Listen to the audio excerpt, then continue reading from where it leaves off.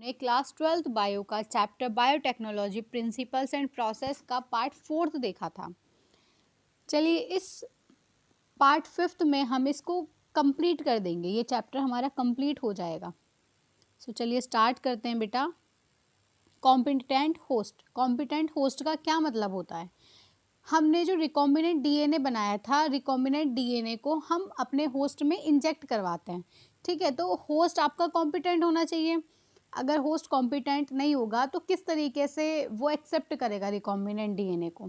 तो पहले हमें कॉम्पिटेंट उसको बनाना पड़ेगा। कॉम्पिटेंट का मतलब होता है कि हमारा होस्ट इतना कैपेबल हो कि वो रिकॉम्बिनेंट डीएनए को एक्सेप्ट कर सके। तो पहले हमें अपने होस्ट को कॉम्पिटेंट बनाना पड़ेगा।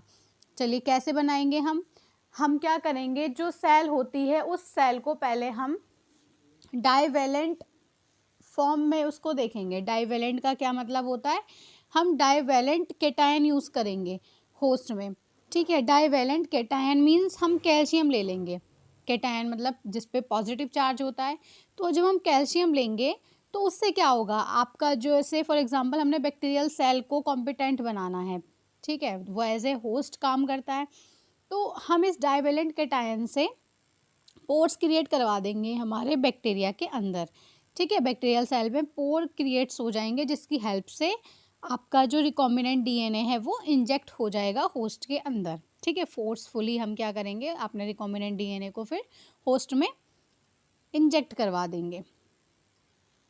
ये तरीका होता है। इसके अलावा और भी तरीके होते हैं जिसमें हम होस्ट को कॉम्पिटेंट बनाते हैं। फॉर एग्जांपल हम आइज़ का यूज़ करते हैं। पहले होस्ट जो भी आपका है उसको आइज़ पर रखते हैं, फिर हीट शॉक देते हैं 42 डिग्री सेल्सियस पर, फिर वापस से आइज़ पर रखते हैं।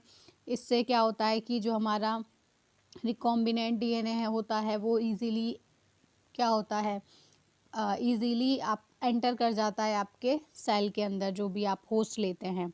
इसके अलावा हम देखेंगे कि एनिमल सेल में हमारा सिर्फ यही तरीका नहीं होता, इसके अलावा भी और तरीके होते हैं। जैसे कि एनिमल सेल में हम माइक्रो इंजेक्शन की हेल्प से क्या करते हैं, सेल के न्यूक्लियस में डायरेक्टली अपने डीएनए को इंजेक्ट करवा देते हैं। इसके अलावा बायोलिस्टिक जीन गन जो है ये हम प्लांट सेल के लिए यूज़ करते हैं। तो चलिए एक बार देख लेते हैं। Competent host for transformation with recombinant DNA. So, since DNA is a hydrophilic molecule, it cannot pass through cell membrane. तो हाइड्रोफिलिक का क्या मतलब होता है? हाइड्रोफिलिक का मतलब है बेटा water loving.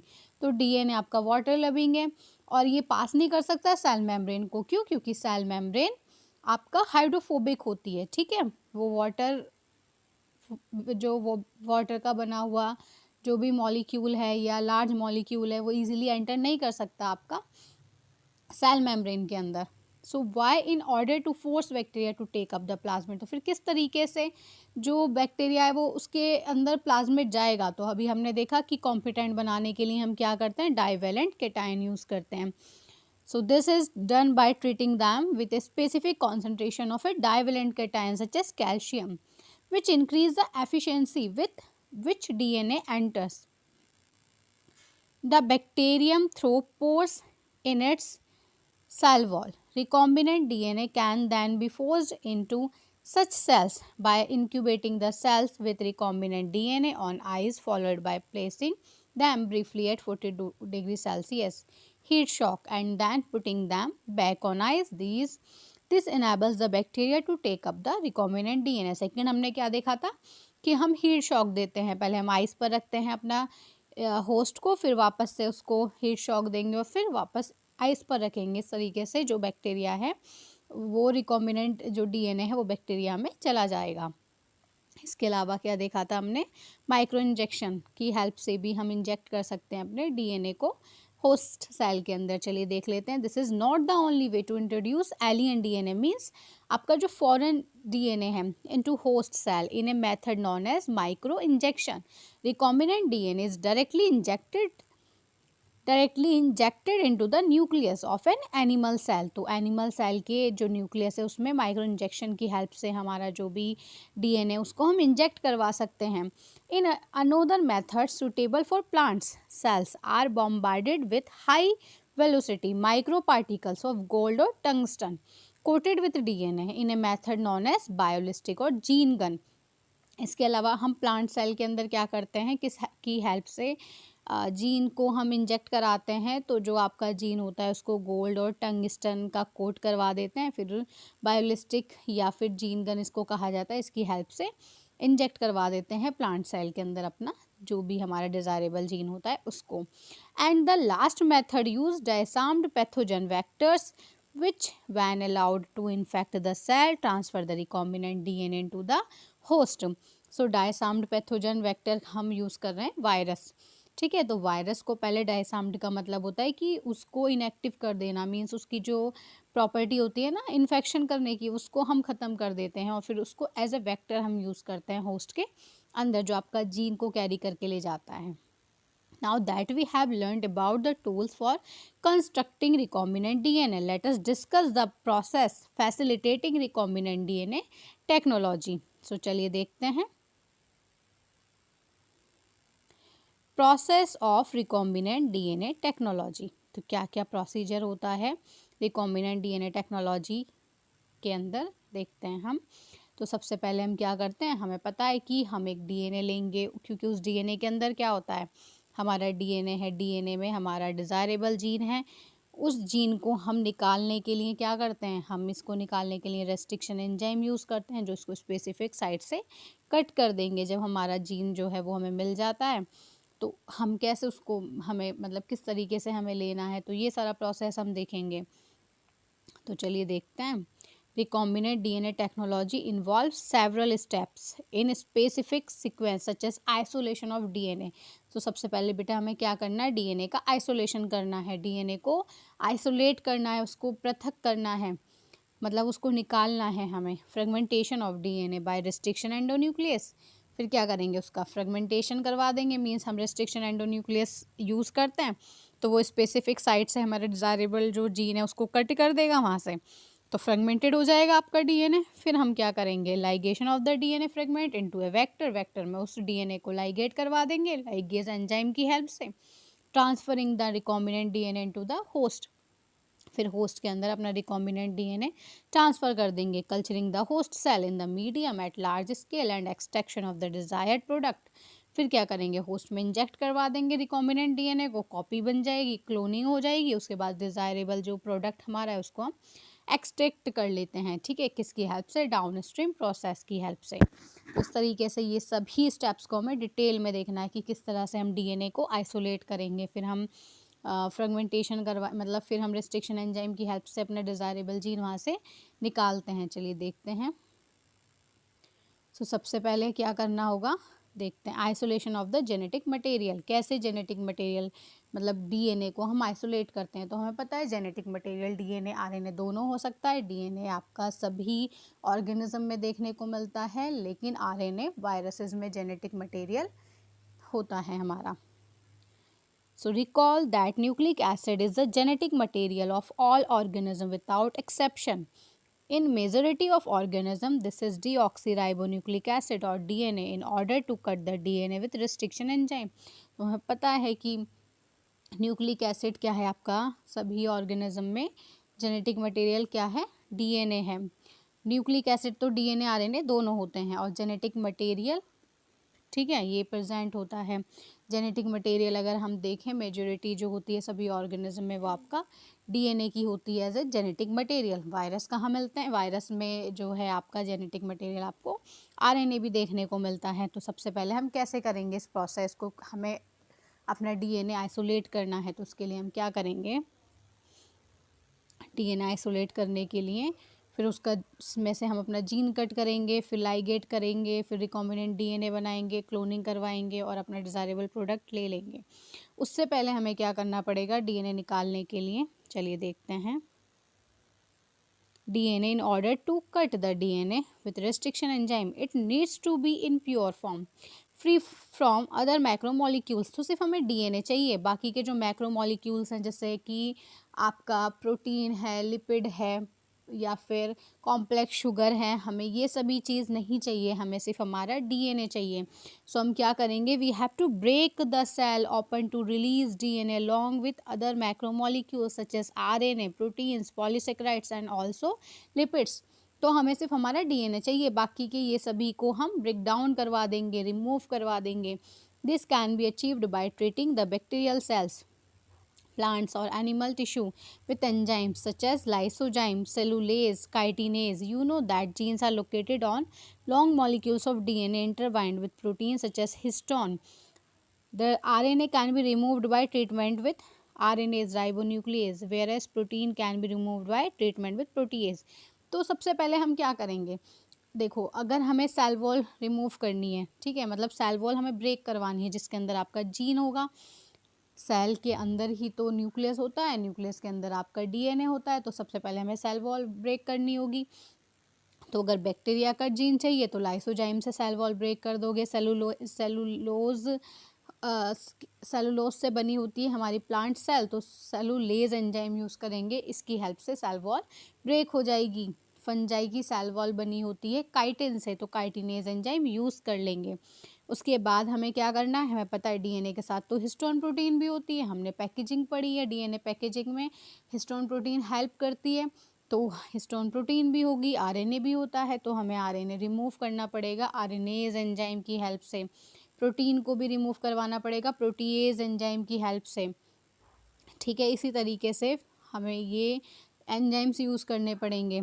Other molecules can be removed by appropriate treatments and purified DNA ultimately precipitates out after the addition of chilled ethanol। इसके अलावा हम क्या करेंगे, जो हमें डीएनए चाहिए, तो डीएनए के लिए हम कैसे करेंगे, चलिए देख लेते हैं। सबसे पहले हम क्या करते हैं, डीएनए आइसोलेट करने के लिए तो हमने एक टेस्ट ट्यूब ली, ठीक है, टेस्ट ट्यूब ली। अब टेस्ट ट्यूब में फॉर एग्जांपल हमें डीएनए आइसोलेट करना है, हम प्लांट सेल का डीएनए आइसोलेट करना चाहते हैं, तो हमने फॉर एग्जांपल बनाना ले लिया, ठीक है, बनाना को हमने पूरा उसको ग्राइंड कर लिया अच्छे से, तो उससे हम डीएनए आइसोलेट करेंगे, ठीक है। फिर उसको स्ट्रेन कर लिया, छान लिया उसको, ठीक है। तो उसके बाद जो हमारे पास बचता है बनाना का जूस जो बचता है वो हम अपने टेस्ट ट्यूब में ले लेंगे, ठीक है। फिर उसके बाद क्या करेंगे, प्रोटीएज एंजाइम मिलेगा आपके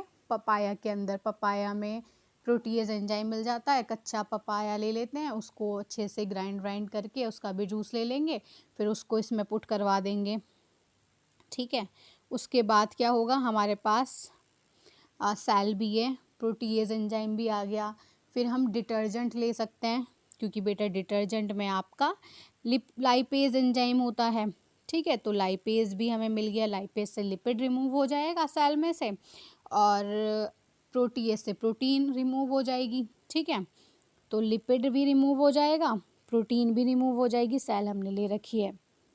इसी तरीके से हम आरएनएज भी यूज़ कर लेंगे।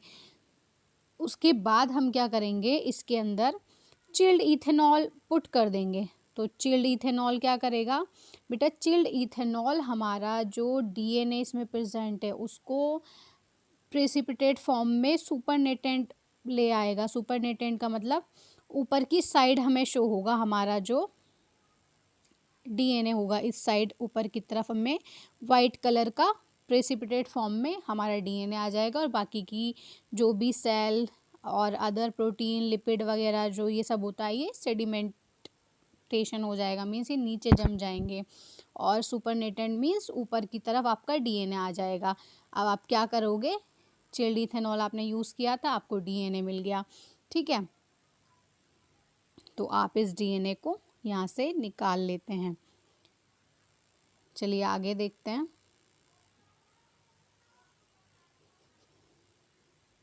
अब आपको आपका डीएनए मिल गया, आगे हम क्या करेंगे, cutting of DNA at specific location. अब हम क्या करेंगे, डीएनए को कट करेंगे स्पेसिफिक लोकेशन पर। तो हमें पता है कि फॉर एग्जांपल आपने डीएनए को आइसोलेट कर लिया, अब हमें पता है कि हमारे डीएनए के अंदर है हमारा डिज़ायरेबल जीन, तो हम क्या करेंगे, इस जीन को निकालने के लिए रिस्ट्रिक्शन एंजाइम को यूज़ करेंगे। Restriction enzyme digest digestion are performed by incubating purified DNA molecules with the restriction enzyme। तो जो आपके पास purified DNA निकल के आया, purified means हमने लिपिड, प्रोटीन, आरएनए इन सबको रिमूव कर दिया था, सिर्फ प्यूरीफाई फॉर्म में क्या आया, आपका डीएनए आया। उसको आप रिस्ट्रिक्शन एंजाइम से डाइजेस्ट मीन्स कट करवा लोगे at the optimal condition for that specific enzyme. तो स्पेसिफिक एंजाइम आप यूज़ करेंगे, फॉर एग्जांपल आप इकोराई एंजाइम यूज़ कर रहे हैं और हमें पता है कि इकोराई एंजाइम जी और ए के बीच कट करता है, ठीक है, ग्वानिन और एडिनिन के बीच कट करता है, ठीक है, तो वो कट कर देगा आपके जीन को, ठीक है, रेस्ट्रिक्शन एंजाइम की हेल्प से आपने जीन को कट करके निकाल लिया। अब क्या करेंगे, अब देखो जब इकोराई ने हमारे जीन को कट किया तो हो सकता है एक से ज़्यादा साइट हो, तो फ्रेगमेंटेड हो जाएगा आपका डीएनए। अब आप उससे कैसे अपना जीन को आइसोलेट करेंगे, तो आप एगारोस जेल इलेक्ट्रोफोरेसिस करते हैं। एगारोस जेल इलेक्ट्रोफोरेसिस में हम क्या देखते हैं कि ये एक हमारा इंस्ट्रूमेंट होता है। इस टेक्निक में हम क्या करते हैं, एगारोस जेल इलेक्ट्रोफोरेसिस में हम सबसे पहले जो भी आपका डीएनए होता है उसको लेते हैं। उसके लिए एगारोस जेल इलेक्ट्रोफोरेसिस के लिए एक इंस्ट्रूमेंट लिया जाता है, इसके कुछ टूल्स होते हैं। फॉर एग्जांपल इस टाइप से हम कुछ एक लेते हैं यहाँ पर जिसमें कि आप जेल लोगे, ठीक है, तो एगारोस जो है वो पाउडर फॉर्म में होता है, हम उसमें वाटर वगैरह मिक्स करते हैं, फिर उसको गर्म कर लेते हैं माइक्रोवेव में, फिर उसके बाद वो जेल फॉर्म में आपका सॉलिड हो जाता है। उस जेल को आप ले लेते हैं, ठीक है, उस जेल को आपने यहाँ पर ले लिया। इसके बाद आप एक कॉम लाइक स्ट्रक्चर लेते हैं, वेल्स क्रिएट करवा देते हैं, उससे वेल्स क्रिएट हो जाते हैं। फिर पिपेट की हेल्प से क्या करेंगे, हम अपना डीएनए को लेंगे और यहाँ जो वेल्स क्रिएट हुए इस वेल्स में हम अपने डीएनए को फिल कर देंगे। लेकिन डीएनए को फिल करने से पहले हमें क्या करना है, उसको एक बार हम डाई कर लेंगे, ठीक है, इथिडियम ब्रोमाइड डाई यूज़ कर लेंगे। Ethidium bromide dye orange colour का शो करा देती है आपके डीएनए को, और विजिबल लाइट में तो डीएनए दिखता नहीं है, तो यूवी लाइट में जब हम अब इस डीएनए को देखेंगे तो ऑरेंज कलर के स्ट्रैंड हमें शो होंगे। चलिए देखते हैं। Agarose gel electrophoresis is employed to check the progression of a restriction enzyme digestion. DNA is negatively charged molecules, hence it moves towards the positive anode. The process is repeated with the vector DNA also. तो हमें पता है जो हमारे DNA होते हैं वो negative charge होते हैं। बेटा नेगेटिव चार्ज क्यों होते हैं, क्योंकि हमारे डीएनए में फॉस्फेट ग्रुप प्रेजेंट होता है, ठीक है, फॉस्फेट होता है जिसकी वजह से नेगेटिव चार्ज आ जाता है डीएनए पे। और हम जब इलेक्ट्रोड यूज़ करते हैं, एनोड यूज़ करेंगे, तो हमें पता है एनोड जो है वो पॉजिटिव होती है, तो आपका जो डीएनए वो मूव करेगा टूवर्ड्स द पॉजिटिव इलेक्ट्रोड, ठीक है, एनोड की तरफ। The joining of DNA involves several processes. After having cut the source DNA as well as the vector DNA with a specific restriction enzyme, the cut out gene of interest from the source DNA and the cut vector with space are mixed and ligates is added. This result in the preparation of recombinant DNA. तो हमने क्या किया, जब हमारा DNA move कर जाएगा, इस type से आपका जेल है, जेल के अंदर डीएनए होता है, तो इस टाइप से हमारा डीएनए जो है वो हमें दिखता है। तो हमें पता है कि जो स्मॉल पीस होते हैं आपके डीएनए के, तो वो तो पहले मूव करते हैं और जो लार्ज होते हैं वो पीछे रह जाते हैं। इस तरह से हमें पता लग जाता है कि हमारा डिज़ायरेबल जीन कहाँ पर है। हम देख लेते हैं उसको सिस्टम के थ्रू। आपका पूरा कंप्यूटराइज सिस्टम होता है जिसमें हम जेल को रख के चेक कर लेते हैं, तो हमें पता लग जाता है ये हमारा डिज़ायरेबल जीन है। हम इसको यहाँ जेल को कट करके अपना जीन बाहर निकाल लेते हैं, जिसे हम इल्यूशन टेक्निक, मतलब हमारे जीन को बाहर निकालना जेल से कट करके, इसे हम इल्यूशन बोलते हैं। तो फिर जब आपका जीन आपको मिल जाता है तो लाइगेट कर लेते हैं उसको वेक्टर के साथ, और लाइगेट करके फिर क्या होता है, फिर होस्ट में हमें इंजेक्ट करना होता है। तो यही हमें देखना है कि किस तरीके से ये सारा प्रोसेस होता है। और जब हमें पता है, फॉर एग्ज़ाम्पल आपने अपना जो भी डिज़ायरेबल जीन था उसको ले लिया, आपको मिल गया आपका जीन। वेक्टर के अंदर हमें उसे इंजेक्ट करना है, ठीक है। वेक्टर के अंदर हमने इंजेक्ट कर लिया, ये आपका रिकॉम्बिनेंट डीएनए बन गया। अब ऐसा तो नहीं है कि सिर्फ आपको एक ही डीएनए बनाना है और उसको एक सेल के अंदर इंजेक्ट करवाना है और सिर्फ एक ही कॉपी आपको चाहिए, आपको तो मल्टीपल कॉपीज़ चाहिए, हमें काफ़ी लार्ज स्केल पर अपना प्रोडक्ट चाहिए। तो हम क्या करते हैं कि इस रिकॉम्बिनेंट डीएनए की कॉपी बनवा लेते हैं। और कॉपी कैसे बनती है, आपका एम्प्लीफिकेशन करवा लेते हैं हम जीन का, मतलब कॉपीज़ बनवा लेते हैं किसकी हेल्प से, पीसीआर पॉलीमरेज चेन रिएक्शन की हेल्प से। चलिए देखते हैं एक बार। So amplification of gene of interest using PCR polymerase chain reaction। तो बेटा हमने देखा था ना डीएनए रेप्लिकेशन, आपका थर्ड चैप्टर में डीएनए रेप्लिकेशन है, जिसमें कि जो कि सेल के अंदर होता है, ठीक है, इन वीवो होता है, मीन्स सेल के अंदर होता है, डीएनए की कॉपी बनती है सेल में, लेकिन ये इन विट्रो होता है, सेल के बाहर होता है ये प्रोसेस, हम लैब में करते हैं इसको, तो इसे हम बोलते हैं polymerase chain reaction. High temperature में ये आपका प्रोसेस होता है। और हमारा जो नॉर्मल डीएनए रेप्लिकेशन होता है वहाँ तो हम डीएनए पॉलीमरेज एंजाइम यूज़ करते हैं, ठीक है, लेकिन यहाँ पर आपका टैग पॉलीमरेज यूज़ होगा, जो कि हाई टेम्परेचर में भी वो इजीली सर्वाइव, मतलब इजीली आपका रह सकता है जो आपका एंजाइम है। और वो जिस बैक्टीरिया से लिया जाता है वो आपके आर्की बैक्टीरिया हैं, थर्मोफाइल्स, ठीक है, जो कि extreme conditions means high temperature या फिर हेलोफाइल, मतलब जो कि बहुत ज़्यादा सॉल्टी एरिया होता है वहाँ पर भी सर्वाइव कर सकते हैं, ठीक है।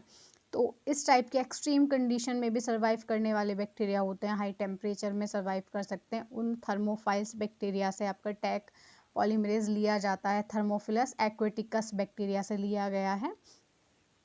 तो इस तरीके से आपका ये पॉलीमरेज चेन रिएक्शन हम करेंगे हमारे जीन को एम्प्लीफाई करवाने के लिए, मीन्स कॉपीज़ बनवाने के लिए। चलिए देखते हैं। तो 3 स्टेप में आपका प्रोसेस होता है, जिसमें कि फर्स्ट है आपका डीनेचुरेशन, सेकंड है आपका एनिलिंग और थर्ड है एक्सटेंशन। तो डीनेचुरेशन में क्या होता है, डीनेचुरेशन में जो आपके बॉन्ड्स होते हैं, हाइड्रोजन बॉन्ड होते हैं आपके डबल स्टैंडर्ड डीएनए के अंदर, उसकी हेल्प से क्या होगा, उसकी हेल्प से हमारे डीएनए स्ट्रैंड अलग हो जाएंगे और फिर हम क्या करेंगे,